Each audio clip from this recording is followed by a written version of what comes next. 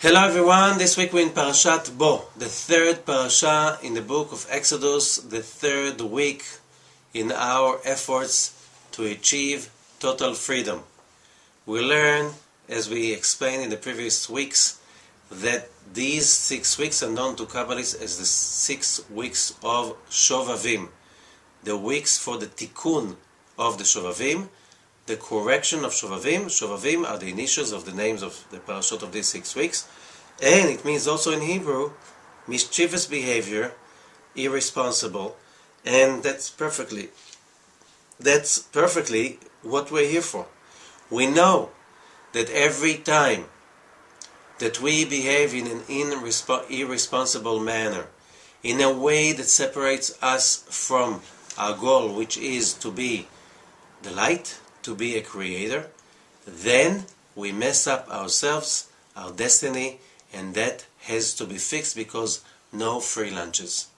So, 6 weeks, there's an opening in the universe to allow us to make this journey. Forces are given to us, the Zohar is given to us. By reading, learning, meditating during these 6 weeks, there's more opening, a way to fix ourselves and correct ourselves. Now, this parasha, Parashat Bo, starts with the words, and God said to Moses, Bo, and God said to Moses, Bo el Paro, come to Pharaoh. And the Zohar says, Amar Rabbi Shimon, said Rabbi Shimon, כעת יש לגלות סודות שהם דבקים למעלה ולמעלה. We have to reveal secrets from above and below. What does it say? It says, Bo el Paro, come to Pharaoh. It should have been said, go to Pharaoh, not come to Pharaoh. Why come to Pharaoh? The answer is, because the Holy Blessed be He God brought Moses into the deepest of all deepest places, to that big crocodile. Who is that big crocodile? This is the arch enemy of every human being, which is the Satan. What is it? Our body consciousness. Satan in Hebrew is coming from the verb leastin, which means to disturb, the disturber. This world is a world of endless pleasure, wisdom, happiness, whatever beyond what we can imagine. Endless. However, because we human beings are a result of the creation and we are vessels, we cannot get all of those gifts for free. So we need to achieve it by earning it. And life is a method of earning those pleasures the Creator wants to give us more than we want to receive. So, says the Kabbalist, how do we do that? Fighting the inner fight between the body consciousness, Satan, Satan, or the soul consciousness, the light, that part that knows where to go and how to do that. Earning it means coming into it, going to it. When you go away, when you run away from all of these disturbers, all of these demons that we are hiding them or running away from them, we never, ever can do our tikkun. To do our tikkun, fix ourselves, reveal the greatness that each one of us has within. We have to face the danger, we have to face our own negativity and fight it all the way to the end. During this parasha, the last 3 of the 10 plagues. Those 3 are the upper 3. We have known as Sfirot, Keter, Chochmah, and Binah, which means they are the most powerful, the most intense plagues. And these plagues are not something in the past, during these weeks. It's something that plagues our own Pharaoh, our own Egypt. We have to handle it with care, but we have to have very strong commitment all the way to go through, to come to the problem, to come to our negativity, selfishness, hatred, anger, whatever you name it, and remove it.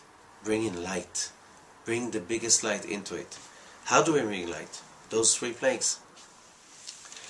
The story of Exodus comes to a first peak in this parasha because the 10th plague is on this parasha, and the Israelites are already starting to get out of Egypt in this parasha.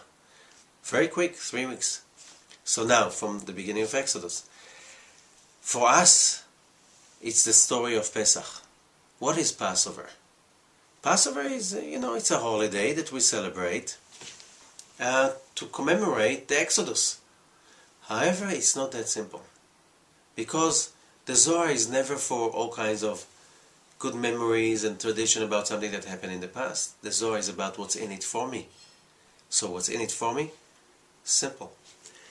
Before the Exodus, chapter 12 in the book of Exodus is explaining how the Exodus happened.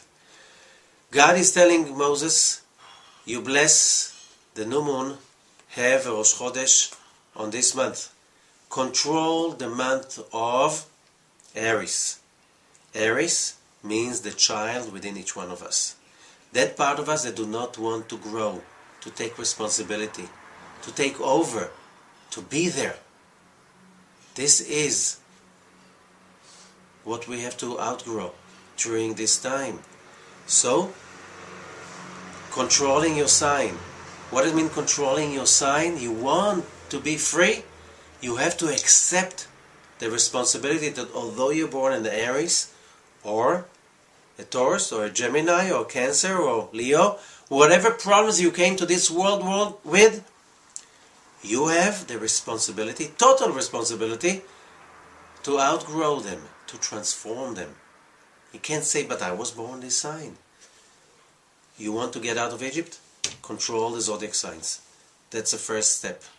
Then the 10th day, take a lamb, tie it up at your house. Who is the lamb? The Aries. The lamb is that child within myself that wants to do whatever it feels like, whenever it feels like, without the boundaries. The child is going crazy. Without the boundaries, the child is going crazy. We need boundaries, we need control, to control the body consciousness. On the 5th day,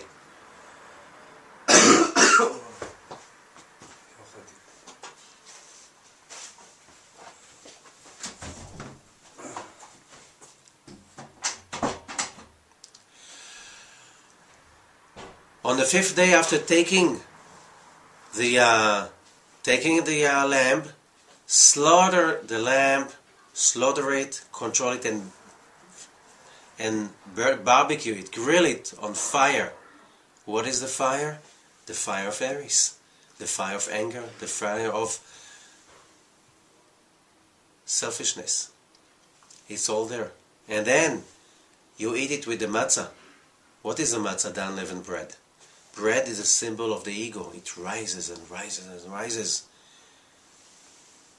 When we do not allow it to rise, then we create what the Zohar calls, it's a remedy against ego.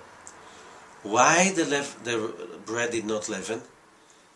God told Moses, before the new moon of Aries, more than 2 weeks before the Exodus, eat matzah, unleavened bread, when you get out of Egypt. It's all a message for us. It's all the tools we have to take in order to experience that Exodus this week.